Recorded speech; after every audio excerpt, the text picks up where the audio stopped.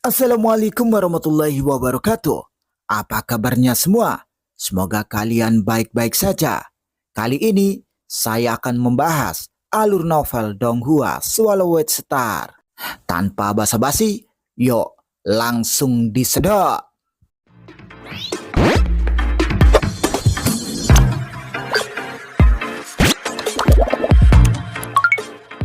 Melanjutkan dari cerita sebelumnya, masih dalam percakapan antara Sang Suyun dengan Entropi Tianyan.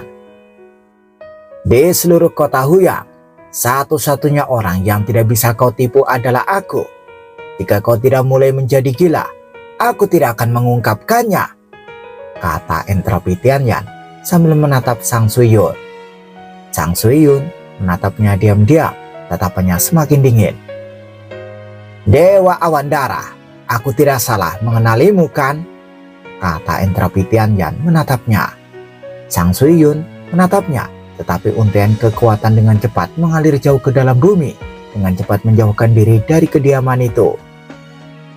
Saudara Entropi, aku tidak pernah menyangka kau akan melihatku seperti ini. Suara Sang Suyun rendah. Aku memang punya beberapa rahasia, begitu juga dirimu. Kupikir kita saling memahami. Bahkan tidak seorang pun dari kita akan saling mengorek rahasia. Aku tidak pernah membayangkan kau sedang menyelidikiku dan bahkan mengira aku adalah Dewa Awan Darah. Apakah kau benar-benar percaya seorang kultivator penyendiri sepertiku bisa memiliki kekuatan seperti itu? Entropi Tianyan menatapnya berkata, apakah saat ini kamu masih menyangkalnya? Kau benar-benar salah paham, jawab Sang Suyun sambil menatapnya. Jika tebakanku salah, mengapa tubuh aslimu sudah kabur? Tanya Entropi Tianyan sambil menatap tajam ke arahnya. Sang Suyun tetap diam. Saudara Entropi, tampaknya kau lebih kuat dari yang kuduga, mampu mendeteksi teknik melarikan diriku. Sang Suyun mendesak. Saya tidak punya kelebihan khusus, hanya sedikit pengetahuan tentang kerajinan. Sejak kembali ke kota Huyang, saya tidak punya nyali untuk berkompetisi. Namun dunia luar masih menganggap keterampilan kerajinanku sebagai yang terbaik di kota ini, kata Entropi Tianyan. Di antara yang terbaik tanpa harus bersaing, Sang Suyun menatapnya. Aku selalu tahu kau dan aku sama. Kita tidak sama, kata Entropi Tianyan sambil menatapnya. Kita berdua kesepian di dunia ini dengan sedikit keterikatan. Namun aku bersyukur atas pengalaman hidupku. Aku mengamati keajaiban dunia dan mengajar para kultivator lainnya. Mereka memiliki ambisi dan cinta mereka, sama seperti kita dulu, penuh tekad dan keinginan. Dunia ini begitu indah, mengapa kau merasa perlu menghancurkannya? Apa yang kau dapatkan dengan menghancurkan segalanya? Tanya Entropi Tianyan sambil menatapnya. Jika aku bisa tumbuh lebih kuat, maka pengorbanan apapun akan sepadan. Mata Sang Suyun dingin. Apa pentingnya jika miliaran nyawa musnah? Aku Sang Suyun akan menjadi penguasa kekacauan dan akhirnya menjadi Raja Dewa. Lalu apa setelah menjadi Raja Dewa? Tanya Entropi Tianyan.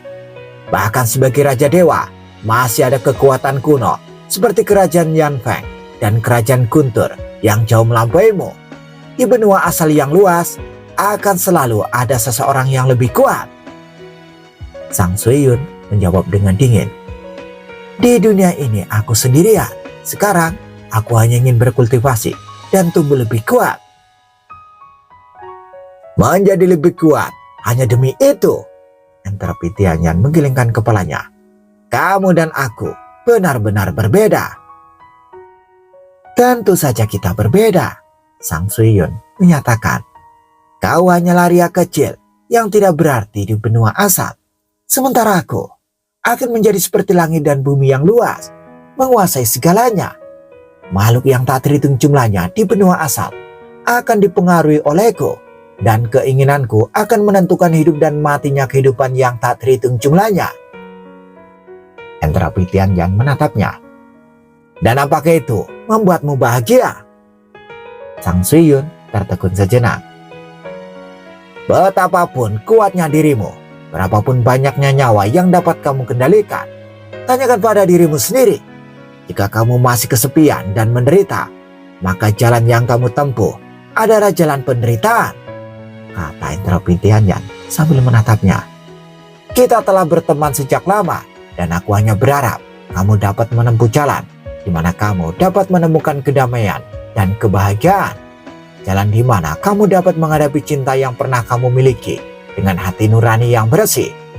Terlepas dari bagaimana dunia berubah, perasaan batin adalah yang benar-benar penting, lanjut Entropi Tianyan. Hahaha, apakah kau mencoba mengubahku? Sang Suyun menatap Entropi Tianyan sambil tertawa.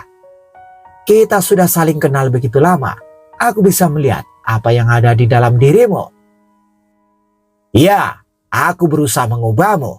Aku tahu aku tidak bisa menghentikanmu. Bahkan negara Yu mungkin tidak bisa membunuhmu. Kau adalah tipe kultivator kejam yang benar-benar bisa menjadi master kekacauan atau bahkan raja dewa. Aku hanya berharap jika kau menjadi sosok yang kuat di masa depan, kau akan menghadapi dunia dengan niat baik, bukan kebencian, kata Entropi Tianyan sambil menatapnya. Hahaha, mata Sang Suyun berbinar-binar karena kegilaan. Kau punya jalanmu dan aku punya jalanku. Apa yang baik atau jahat? Kehendakku adalah kehendak langit dan bumi, kehendak semua makhluk. Entropi Tianyan menggelengkan kepalanya pelan. Karena kau datang ke sini, kau pasti sudah menyiapkan semacam rencana darurat. Apa yang bisa kau lakukan? Tidak ada seorang pun di kota Huyang yang bisa membunuhku sekarang. Bahkan Jenderal Yong khawatir akan mempengaruhi banyak nyawa. Jadi apakah kau mengandalkan kekuatan besar? Kata Sang Suyun sambil mengambatinya dengan seksama. Kau pintar, Entropi Tianyan mengakui. Apa yang sudah kau siapkan untukku? Sang Suyun mendesak. Katakan padaku, dan aku mungkin akan mengampuni nyawamu. Tebak saja, jawab Entropi Tianyan sambil tersenyum. Rencana cadanganku mungkin tidak menjamin kematianmu, tetapi peluangnya sekitar 90%. Apa mungkin? Mata Sang Suyun penuh dengan kegilaan. Biarkan aku menguji kekuatanmu, kekuatan Raja Dewa Awan Darah. Entropi Tianyan tiba-tiba meninju. Hanya dengan kepalan tangan kosong, dia melepaskan kekuatan yang membuat langit dan bumi bergetar. Sang Suyun tidak bergerak, membiarkan pukulan itu menembus dadanya. Seluruh tubuhnya mengalir seperti gelombang darah. Medan tak kasat mata menyelimuti seluruh kediaman saat wujud gelombang darah Sang Suyun menatap Entropi Tianyan. Tubuh dewa yang ditempa sendiri disempurnakan menjadi seperti harta karun mekanis. Saudara Entropi, keterampilan kerajinanmu memang jauh melampaui semua orang di kota Huyang. Kau seharusnya tidak mati seperti ini. Katakan padaku, kejutan apa yang telah kau siapkan?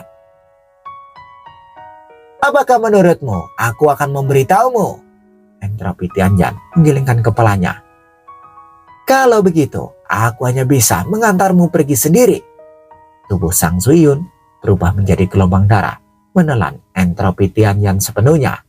Ditelan oleh gelombang darah, Entropi Tianyan mengalihkan pandangannya ke dunia.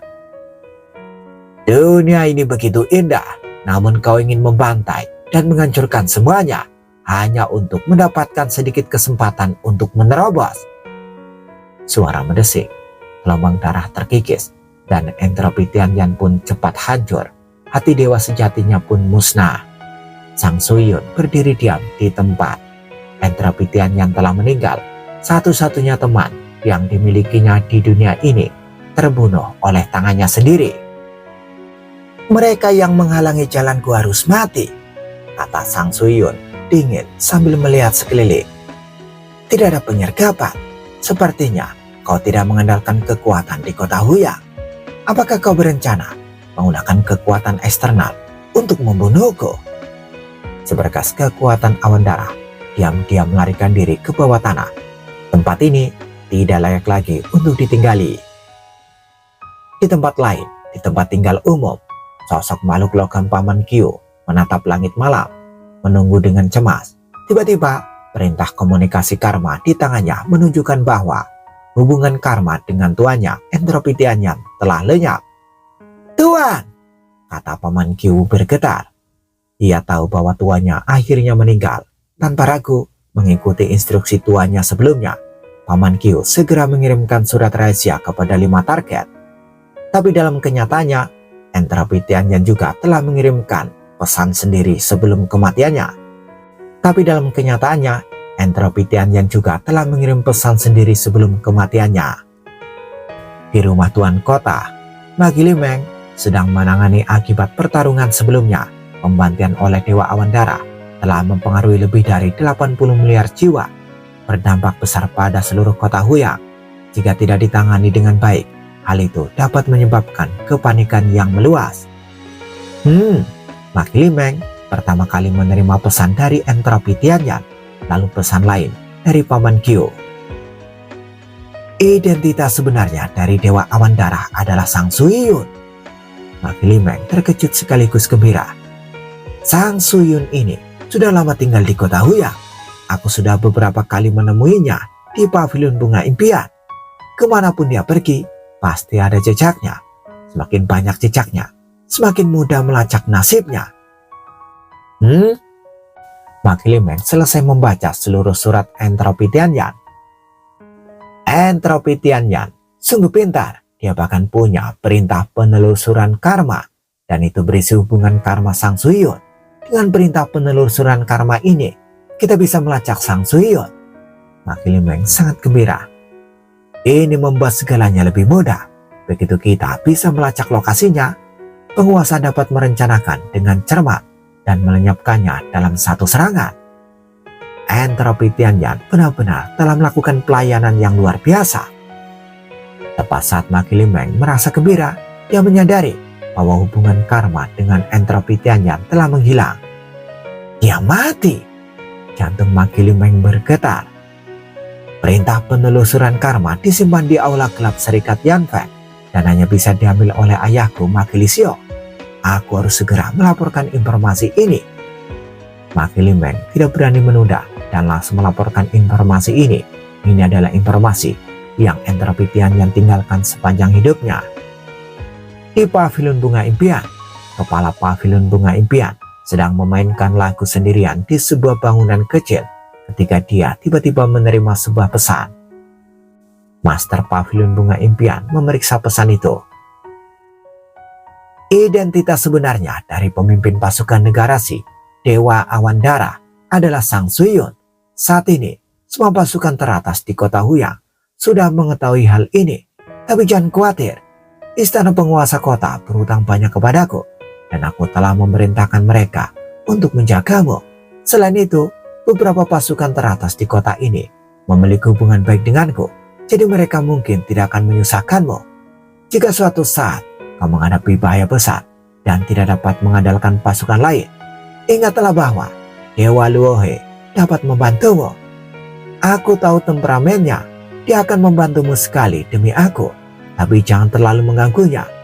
Dia tidak suka diganggu. Jika kamu mengganggunya, dia tidak akan peduli lagi dengan hidup atau matimu. Dan juga, jangan khawatir tentang Sang Suyun. Dia tidak akan datang ke pavilion bunga impian lagi. Bunga impian, kemampuan ilusimu cukup rata-rata. Di antara dewa sejati abadi yang ahli dalam ilusi, kemampuanmu hampir berada di peringkat paling bawah. Kau harus bekerja lebih keras dalam kultivasimu. Di dunia ini, pada akhirnya, kau harus mengandalkan dirimu sendiri. Pesan ini membuat Master Pavilion Bunga Impian tercengang. Entropi Tianyan dan Sang Suyun adalah dua dewa sejati abadi yang tergila-gila padanya. Entropi Tianyan sudah meninggal. Master Pavilion Bunga Impian menyadari bahwa hubungan karma dengan Entropi Tianyan telah sirna. Dia berdiri di sana dengan linglung. Pikirannya dipenuhi dengan begitu banyak pikiran yang tidak dapat diproses. Di puncak gunung, di dalam pemukiman, Luo Feng duduk bersila, bermeditasi dengan konsentrasi tinggi. Dia tidak menggunakan tata komunikasi karma, jadi dia tidak menerima pesan karma. Namun dia menerima pemberitahuan dari aula gelap persekutuan Yanfeng. Dewa Luohe, entropi Tianyan telah dipastikan tewas. Berdasarkan instruksinya, lebih dari 3 juta pasir kosmik dan semua hartanya, beserta sepucuk surat, akan diserahkan kepadamu. Silakan datang ke aula gelap persekutuan Yanfeng untuk mengambilnya. Pesan ini membuat Luo Feng tercengang. Entropi Tianyan dipastikan meninggal. Entropi Tianyan sudah meninggal. Luo Feng bergumam pelan.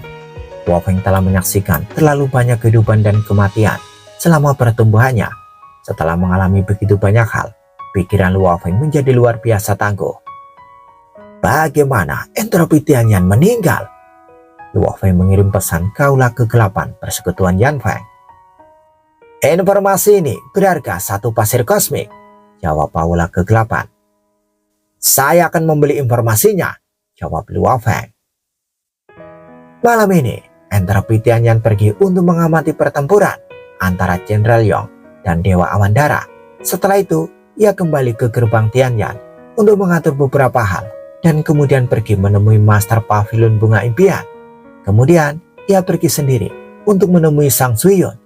Sebuah perkelahian terjadi di kediaman Sang Suyun, di mana entropi Tianyan menggunakan perintah komunikasi karma untuk mengirimkan informasi yang mengonfirmasi bahwa Sang Suyun memang Dewa Awan Dara. Pertempuran itu hanya berlangsung sesaat sebelum entropi Tianyan terbunuh dan Sang Suyun melarikan diri dan menghilang. Aula gelap persekutuan Yanfeng menyampaikan informasi itu. Luo Feng mengerti. Entropi Tianyan, kau tidak memberitahuku tentang hal ini agar tidak melibatkanku. Luo Feng bergumam pada dirinya sendiri. Dewa Awan Dara itu tidak dapat mengancamku. Aku bisa saja membunuhnya. Luo Feng telah berada di benua asal selama lebih dari 20 era. Entropi Tianyan adalah satu-satunya teman dekatnya. Kau tidak pernah meminta apapun untuk dirimu sendiri, gumam Luo Feng sambil memandang ke kejauhan. Tatapannya memberi peringatan pada Morosa. Ikutlah denganku, perintah Luo Feng. Ya, Morosa merasakan ada yang berbeda dari mata tuanya. Sejak tiba di benua asal, tuanya tidak pernah terlihat seperti ini. Suara mendesing.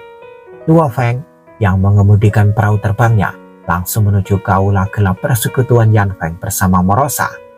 Di rumah tuan kota, Makili Xiao, penguasa kota Huyang, dan sesepuh berambut putih semuanya berkumpul bersama. Sebagai panglima tertinggi pasukan tentara Huyang, Makili Xiao memiliki kemampuan untuk melintasi Gampaan secara langsung.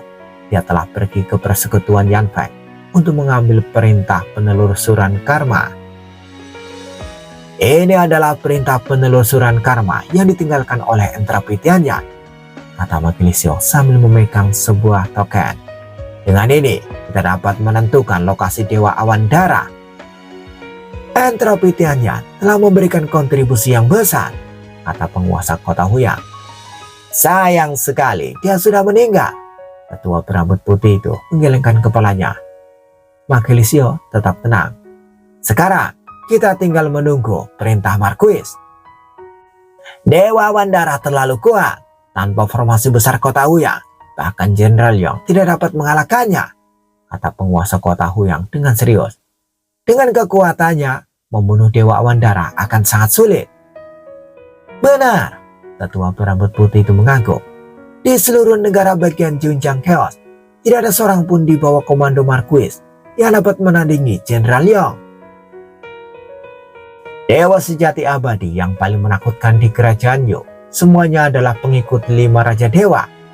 Tanpa alasan khusus, mereka tidak akan datang ke tempat seperti kota Huyang, kata Makili Xiao. Ya, jika Marquis perlu mengerahkan pasukan, dia mungkin harus meminjam ahli dari tempat lain.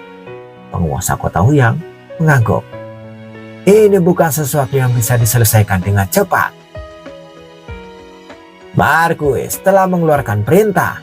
Mata tetua berambut putih itu berbinar. Sebagai kepala keluarga Jiang di kota Huyang, dia tentu saja menerima perintah itu. Perintah apa? Tanya penguasa kota Huyang dan Makili Xiao. Perintah Marquis hanya satu. Tingkatkan hadiah untuk Dewa Awan Dara, Yu Tianhu, dan Yu Tianji. kata tetua berambut putih itu. Penguasa kota Huyang mengerti. Sepertinya Marquis berharap hadiah itu akan menarik beberapa ahli yang menakutkan untuk mengambil tindakan. Memobilisasi pasukan juga butuh waktu. Jika seseorang mengambil misi hadiah itu dan membunuh Dewa Awan Darah, itu akan menjadi hal yang baik. Saya pernah mendengar bahwa beberapa kerajaan kuno dan kekuatan besar misterius di benua asal telah membina para elit yang bepergian melintasi benua. Jika mereka menemukan hadiah yang begitu tinggi, mereka mungkin datang ke kota Huyang, kata Magilisio.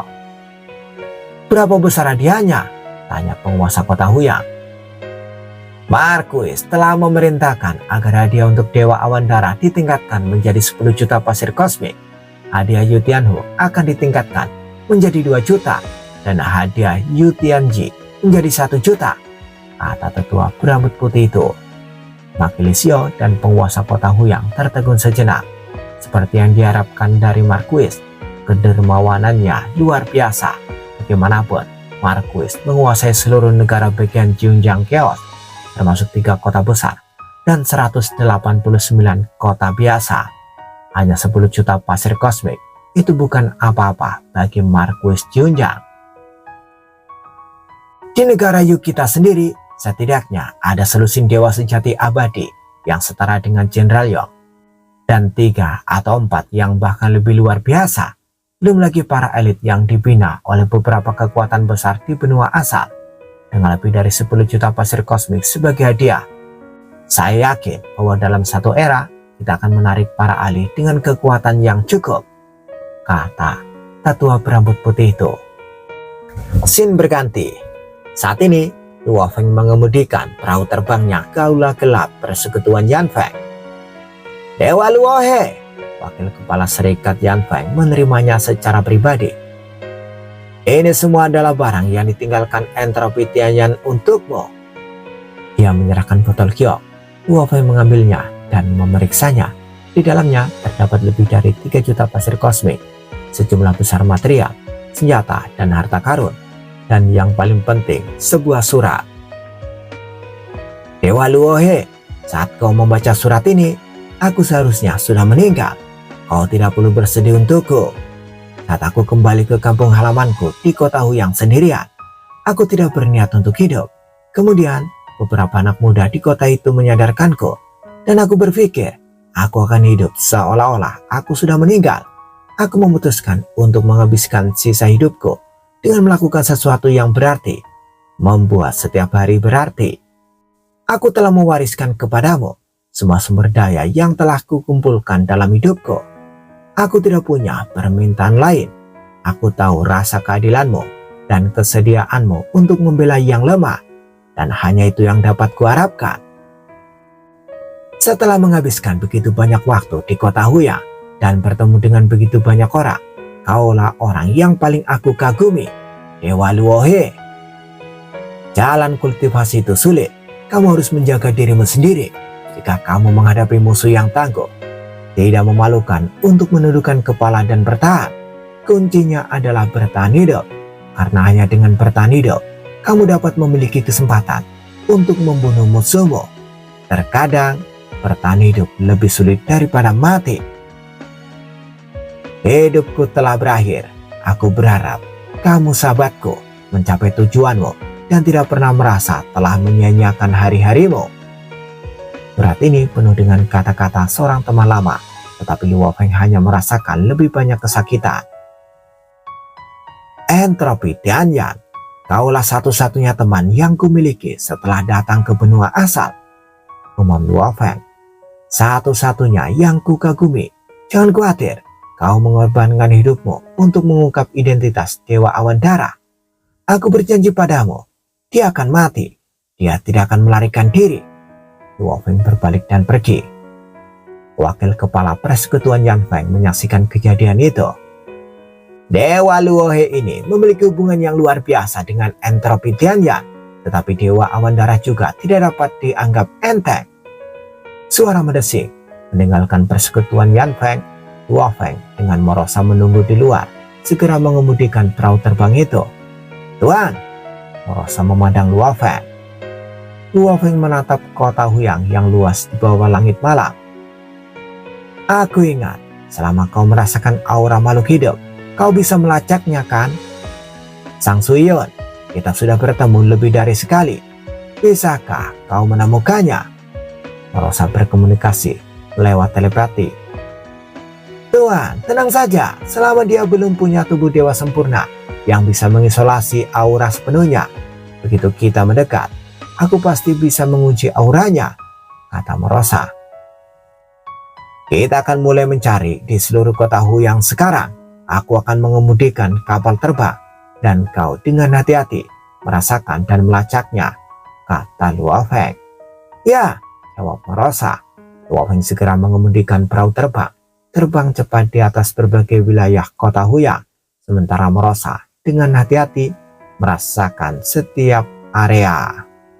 Bersambung, bagaimana kelanjutan kisahnya? Tunggu jawabannya di episode selanjutnya. Dadah, semoga paham. Ngantuk guys.